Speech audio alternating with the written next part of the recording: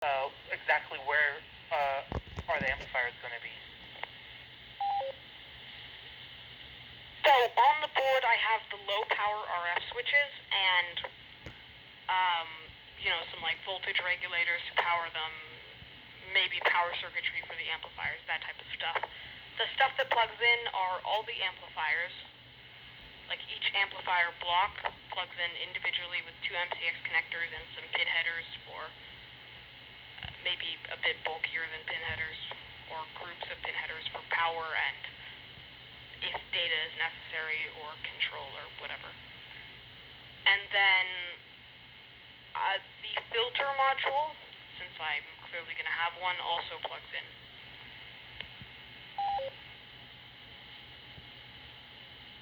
Okay, got it. So, for this particular design, it would be ideal if these amplifier boards, they're completely enclosed in a metal enclosure. You don't, especially with all these microcontrollers and digital logic and so forth in this. If you're going to be actually putting out 100 watts, you're going to have a lot of stray RF everywhere, and a lot of unintended things can happen.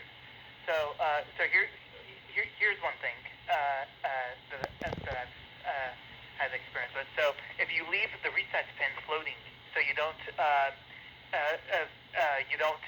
it high or low, whatever it need be, when not in use with a resistor.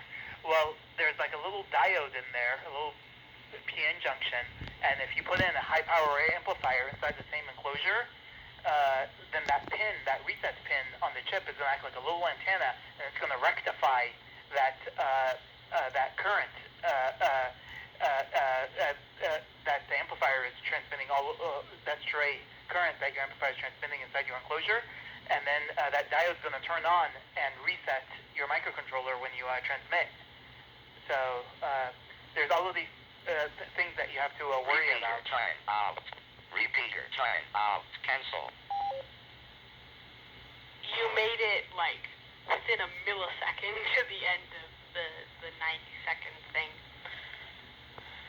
This is the part of RF design I was really hoping I could just sneak by, but apparently not. So here we go. On basically every SDR, except for the RTL SDR, there's like these little metal cages on each side of the PCB, sometimes just on one side.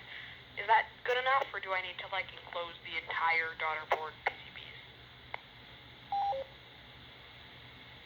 Yeah, so the answer is it depends. So ADCs are probably among the most susceptible to this phenomenon. You know what I'm saying? That I just described. So it really depends. But I'm thinking that for these MRF 101s, that you can probably just build it and inside of an Altoids can and with a heat sink on the bottom of it, and that'll be good enough.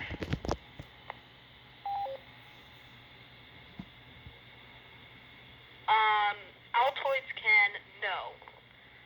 But I'm happy using my CNC machine to machine out some custom aluminum cases that will also be bulky enough that they're heat sinks.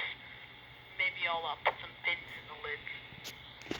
I'm definitely not using Altoids tins. I want this to be like neat and relatively not prone to wobbling and shorting out everything, as an Altoid tin would be. So, yeah, no. Plus the connectors, the MCX connectors are on the bottom of the board, which means that I need to make 2 holes, and I mean, that's not exactly a problem. Just, I'm definitely not using Altoids tins or some weird DIY thing. If I have to enclose it, I'll make some nice aluminum thing on the CNC machine.